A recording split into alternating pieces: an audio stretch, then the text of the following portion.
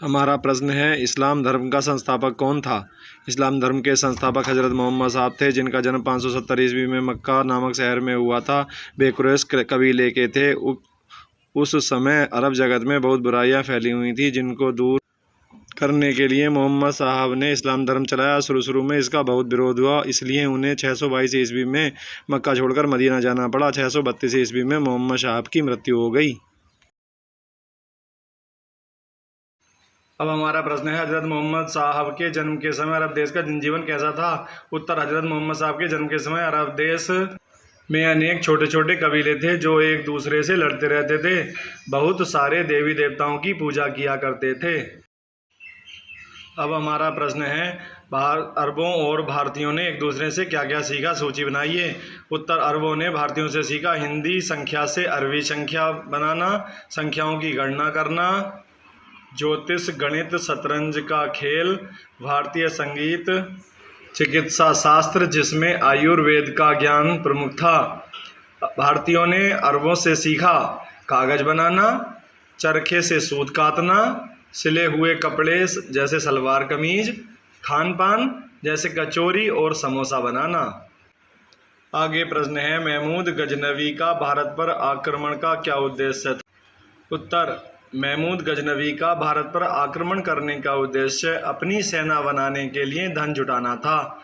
उसने भारत में कई राजाओं को हराकर उनके धन पर कब्जा किया और वहां से बौद्ध मठों, मंदिरों को लूटा। इससे उसने बहुत सारी धन दौलत इकट्ठा की। सन 1025 ईस्वी में उसने सोमनाथ मंदिर को लूटा। आगे प्रश्न है, तुर्क आक्रमण के समय भारत की राजनीतिक दशा कैसी थी? उत्तर, तुर्क आक्रमण के समय भारत में कई छोटे बड़े राजा और सामंत थे। उत्तर भारत में चौहान, तोमर, गैड़वाल, चंदेल, चालुक्य जैसे राजपूत वंशों के राज्य थे। आगे प्रश्न है, राजपूतों पर तुर्कों की विजय के क्या कारण थे? तो इसका उत्तर है, इतिहासकारों के बीच इस बात को लेकर सहमति नहीं है। फिर भी मुख्य रूप से तुर्कों की जीत के निम्नलिखित कारण हैं।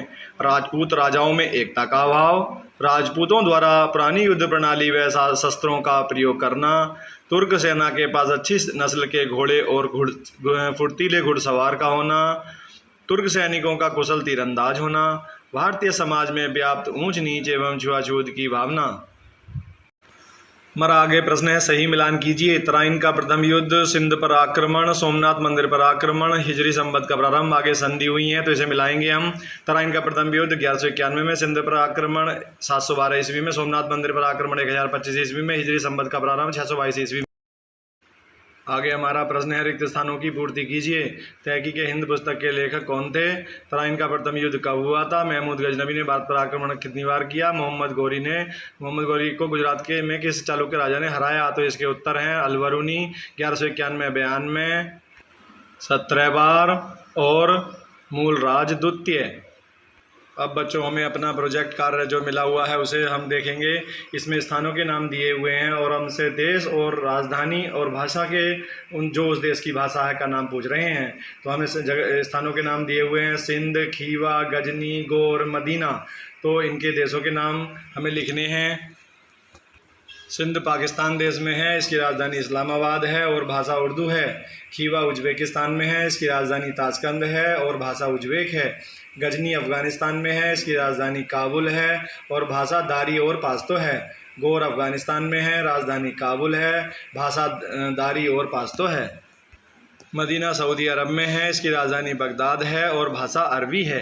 बच्चों, ये तो हमारा अभ्यास कार्य हो गया, लेकिन जो हमें परीक्षा देनी है इससे कहीं ज़्यादा प्रश्न आएंगे, तो इसलिए हमें अभी और भी प्रश्न हल करने होंगे। तो जो इसमें से हम प्रश्न बनाकर इसके बाद आपको लिख कर देंगे